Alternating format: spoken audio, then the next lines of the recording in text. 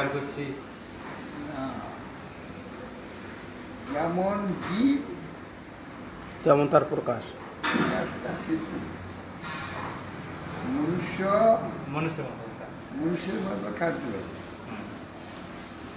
পশু মতো হচ্ছে, কীটপতঙ্গের মতো হচ্ছে। ভগবান ডাইরেক্টভাবে পশুকে তার কীটপতঙ্গে কোথাও ফেলছে, ফেলছে তার আলোটা জীবাত্মা।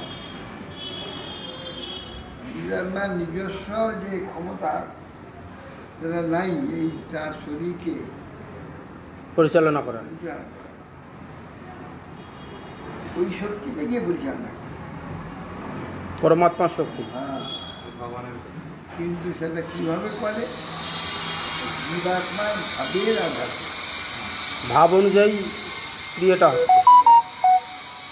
যেমন ইলেকট্রিক কাজ করে, যেমন ফাংশন আছে সেই মতো কাজ।